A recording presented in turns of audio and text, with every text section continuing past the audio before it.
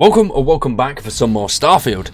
Today we have a brand new farm for you, and this one is an everything farm. This will get you everything from credits, XP, weapons, armor, every single thing that you could possibly want. This is the easiest way to do it. It doesn't require any bugs, any glitches. It is just playing the game, but there is a certain quest that you can do which will give you access to all of these things in varied levels, so it is a great way to pass some time as well as earning everything that you need to play the game. Now, before we jump into this, make sure you subscribe to the channel and stick around for much more Starfield content. We've got loads of stuff on the horizon. I am waiting very anxiously for the Shattered Space DLC. I cannot wait to see what the team has for that. But until then, we're going to be uploading loads of random bits and bobs, some storyline missions, some XP grinds, all of that good stuff. So stick around for that. Let's jump in and do some farming. Now, to start this particular farm off, you're going to want to come to Sol. And when you're in Sol, you're going to want to head to Mars and then to the main hub there, which is Cydonia. When you're in Cydonia, it's very simple. You need to go speak to the UC dude. So here is the mining colony. Just head straight on through. There's more than enough chances that you've come through and already spoke to this guy. If you have spoke to him a couple of times, that will give you some extra options. Now, when you're inside, just head straight on down. Follow the path all the way through, underneath the clock with hours of incidents, and then follow it. But before you get to the stairs, you want to hit a left. You'll see the enhance station there. Follow this all the way around and get to the UC exchange. Now, when you're in here, you want to speak to Dennis. If you've spoke to Dennis a few times before and done his little quest that he gives you, the first quest is relatively simple. It keeps you on Mars. You have to check out one of his cargo ships, which has landed in the wrong spot and is full of heat leeches. Now, when you get on there, you destroy the heat leeches and search through some of the cargo containers, and then come back and speak to Dennis. That will give you a nice 8,000 credits. So that's a great start already. But once you've been engaging with him for long enough, it will say, come back here to see if you've got any more work. And he has always got work for you.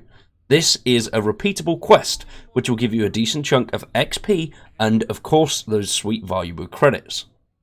Now, these quests are very simple. They vary in what you have to do. Sometimes you'll have to acquire a certain amount of items on a planet or an outpost. Another one is to find a chest on an outpost, which is very simple. But they all lead you to great locations.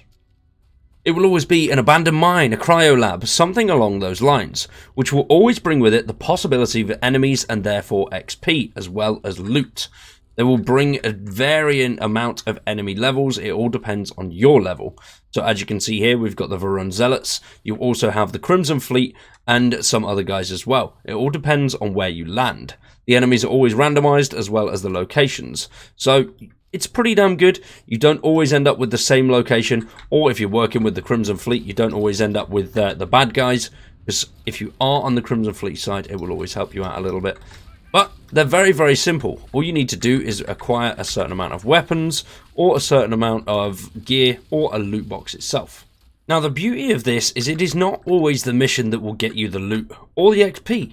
It is mainly the areas that you come through. You will come through some vast open areas with loads and loads of enemies, as well as loads of resources dotted around, loads and loads of locked rooms which you can bust on into and steal loads of valuable resources. So just having that aspect alone makes these quests so much more worthwhile. But then, of course, the enemies also make it so much easier because you will get some real good loot from them. And the beauty of this is, if you do switch your difficulty to very hard, you've got a chance of getting some of those elusive legendary weapons.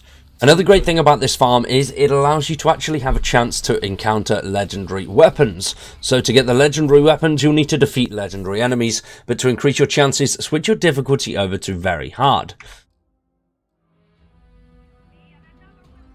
And then these guys here with like the shields and then these are the very hard bosses. Now, it definitely shows they can be a bit of a pain in the arse to actually take down. They are quite tough. But just before you kill the guy, make sure you quick save it. Because then, once you've killed him, you can go over there, decide, is that good enough for you? And if it's not, all you've got to do is reload that save.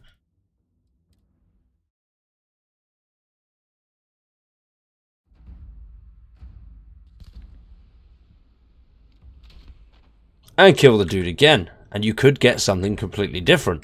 That way that allows you just to completely rotate it and make the most of this farm for the legendary weapons aspect of it. Now, once you've done all of that, you can continue to kill the enemies if you wish, switch your difficulty back down to very easy, it makes things so much simpler, and then head on back to Mr. Dennis. Now, once you've done Dennis's mission, all you got to do is head straight back to Cydonia, and then head on back to Dennis. Once again, he's down here on the left, follow it through, and then the last door, here we go. Mr. Dennis is just sat there waiting for you.